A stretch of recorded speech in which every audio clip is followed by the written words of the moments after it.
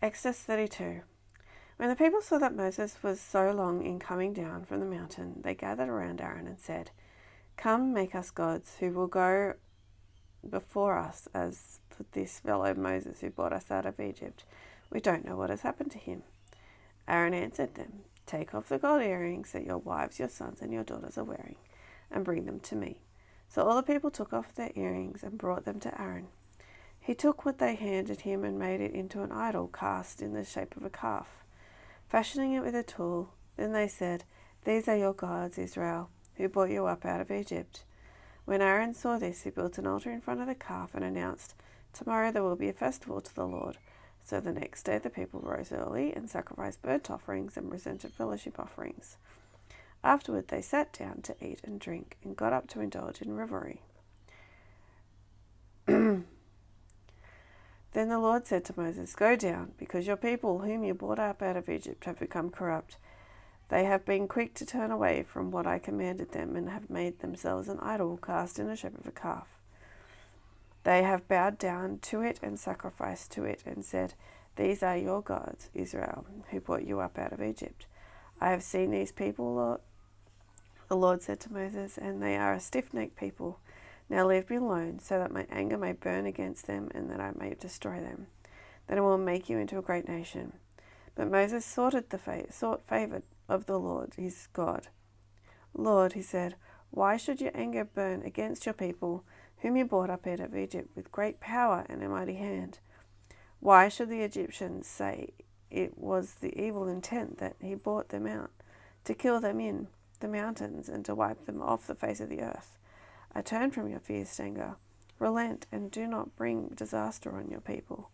Remember your servants Abraham, Isaac, and Israel, to whom you swore by your own self, 'I will make your descendants as numerous as the stars in the sky, and I will give your descendants all this land I promised them, and it will be their inheritance forever.' Then the Lord relented and did not bring on his people the disaster he had threatened. Moses turned and went down the mountain with the 2 tablets of the covenant law in his hands. They were inscribed on both sides, front and back. The tablets were the work of God. The writing was the writing of God, engraved on the tablets. When Joshua heard the noise of the people shouting, he said to Moses, "There is sound of war in the camp." Moses replied, "It is not the sound of victory. It is not the sound of defeat. It is the sound of singing that I hear."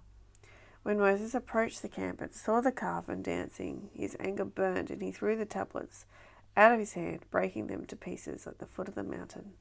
And he took the calf the people had made and burned it in the fire. Then he ground it into powder, scattered it on the water, and made the Israelites drink it. He said to Aaron, "What did these people do to you, that you led them into such great sin?" "Do not be angry, my lord," Aaron answered. "You know how prone these people are to evil."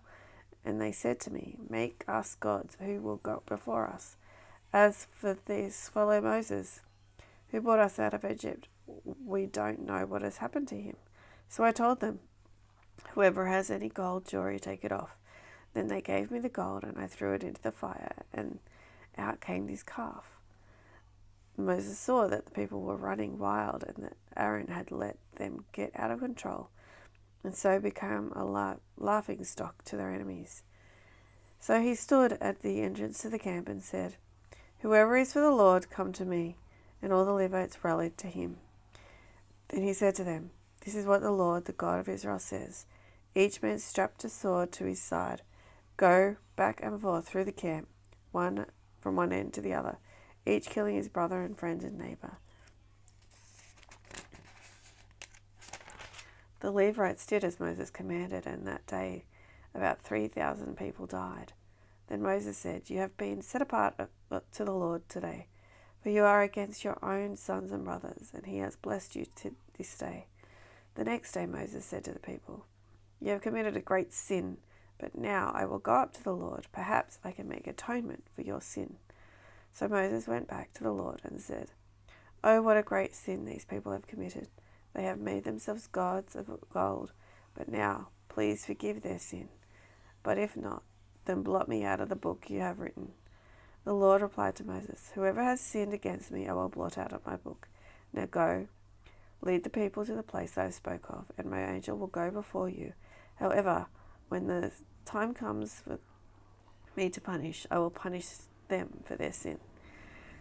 And the Lord struck the people with a plague because of what they had done with the calf Aaron had made.